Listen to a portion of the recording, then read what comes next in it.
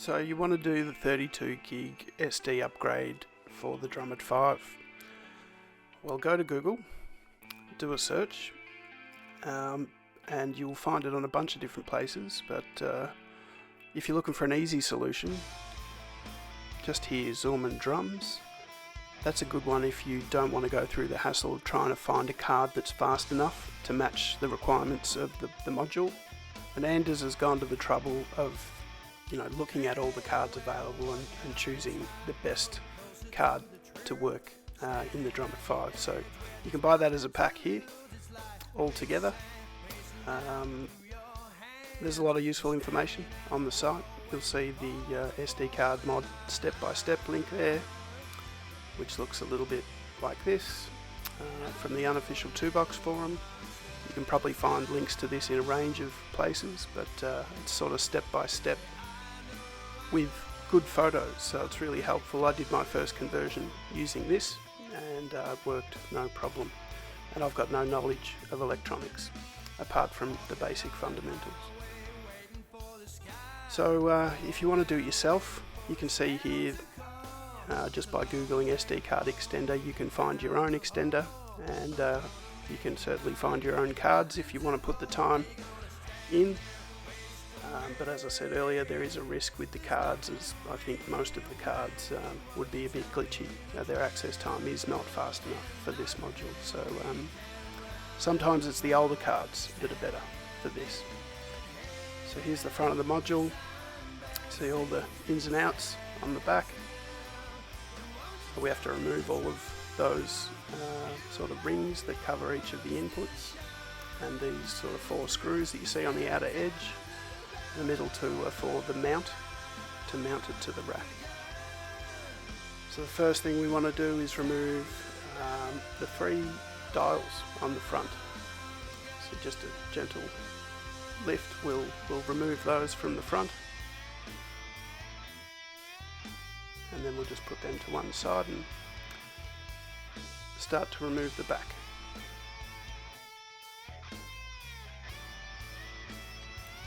You can see 2 little screws for each of the MIDI inputs or outputs. All 4 of those have to be removed. I just used the biggest of a very small set of screwdrivers for this. They're pretty quick and easy to remove. That's what it looks like when they're gone. Now we've got to remove each of these sort of outer rings from each of the inputs. I've just used a pointy nose set of pliers, and you want to grab them like you can see here, so each side has a little divot in the middle. Rather than trying to grab it on the flat edge with the pliers, you want to use the point just to sit in that divot at the top and bottom, and they're not done up too tightly. They'll come off pretty easy. I remember the first time I did this, it took about an hour. Now I can get all of these back, all the back section prepped in 3 or 4 minutes. Once they're all just loosened off, you can go along with your fingers and just take them out pretty quickly.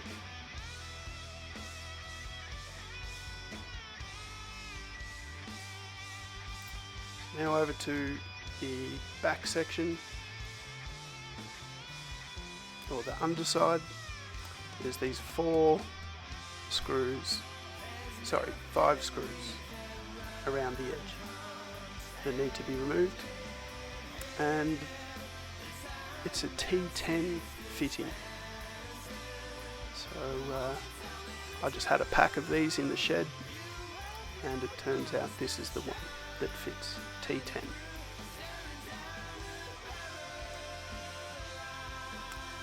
A couple of bits from a socket set and the T10,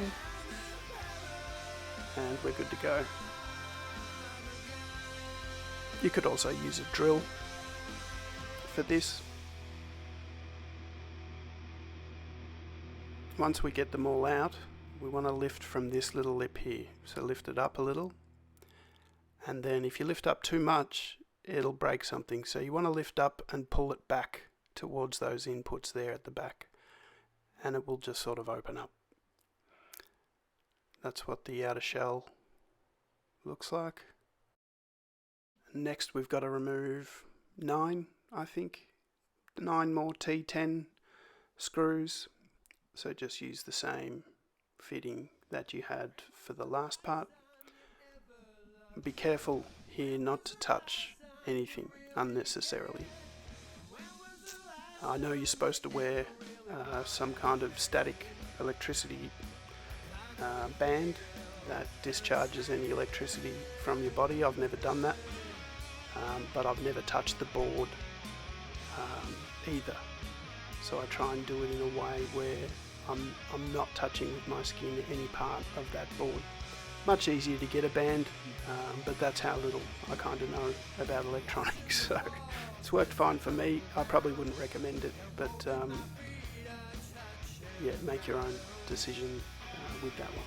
So there you can see the SD card on the board now that we've removed those 9 screws. We're going to replace that with the extender card. And I'm holding it there by all the inputs and outputs at the back and just the edge of the card. So we'll just remove this card, which is the original card that comes with the 2-box Drumit 5. And here's the extender, so that's where you'll put your new card in. It will sit on the outside of the module. And it's got the extension cord there connected to give us some room. And then that's the card that we'll be putting in the place of the original one.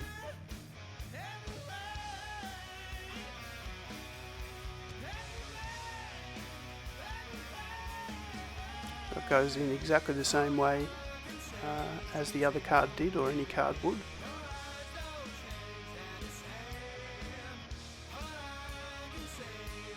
So we're going to now carefully sit that board back in the top half of the outer case, and we're trying to fit through sort of underneath this card, if you can imagine all the holes for all the buttons to push through. We have to sort of position the card to be able to gently push those through the front of the machine. I'm just trying to line them up, line the holes up. You can sort of see there the buttons haven't come through quite just yet, and there they go. So that's what it should look like underneath. All of the buttons have come through, no problem. And then you can start putting back in those 9 T10 screws. When you put those screws in, I'd recommend holding the front up like this, because if you drop it down on the ground, it pushes the buttons and the board straight back up through those holes again.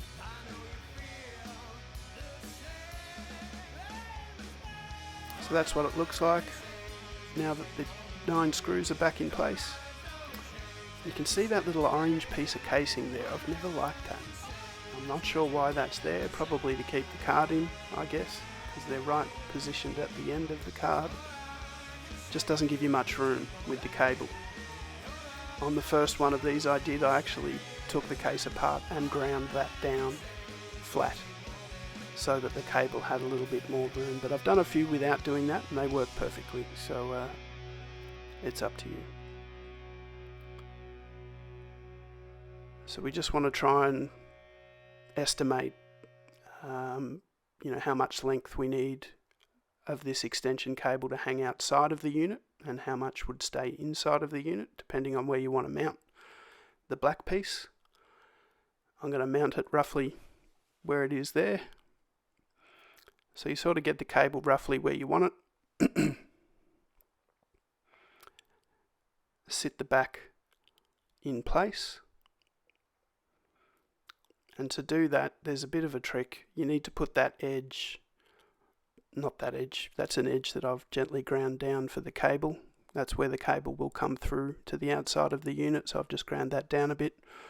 But that edge there at the bottom, you can see I'm just putting in now.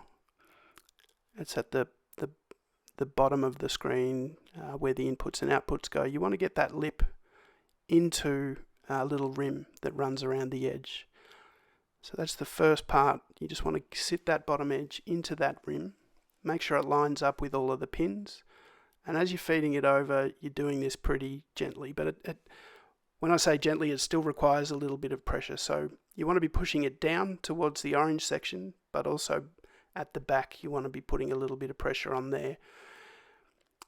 As I'm doing it, I'm sort of wobbling it a little left and right, wobbling a little back and forth, trying to see where it can, make its way over the edges of those input plugs.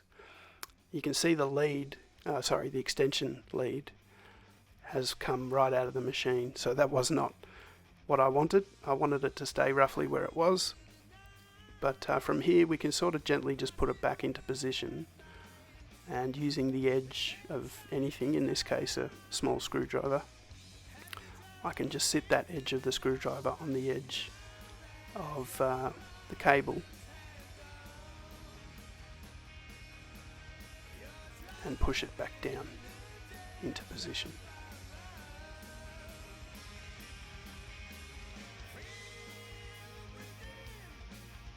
Here I'm just trying to get it far down enough to miss those two screws that you see there at the bottom of the screen. Wouldn't want them to be interfering with the extension cable.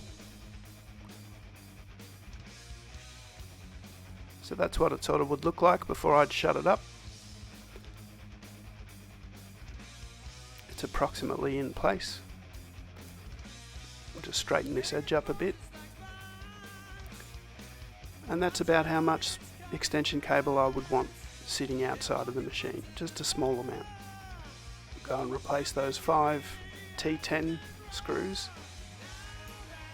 You can see here the screws are all done up, and the extension cable still moves in and out.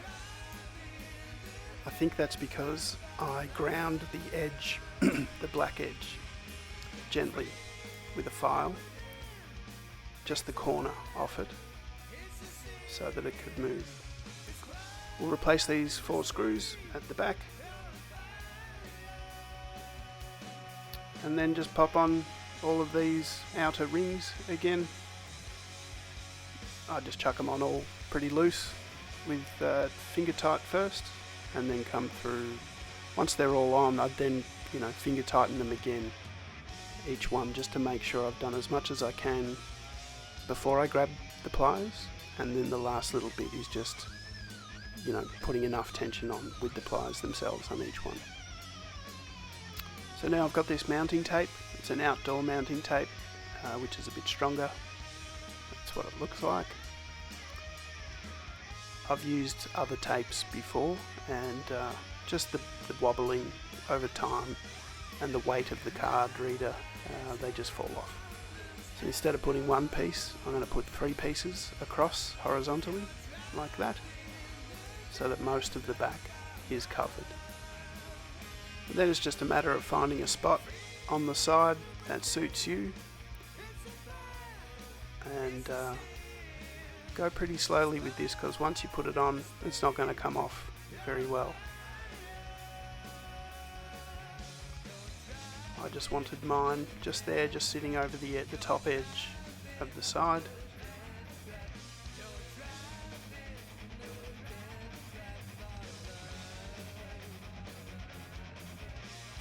And now we can just remove the card straight out of the side in 2 seconds instead of half an hour. So even if you're stuck to 4GB cards with this upgrade, you could have a series of cards and just swap them in and out really quickly as required.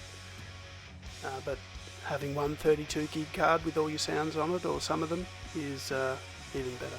So this is what it looks like, all said and done, and ready to go. This module was tested and works beautifully. So thanks for watching. See you next time.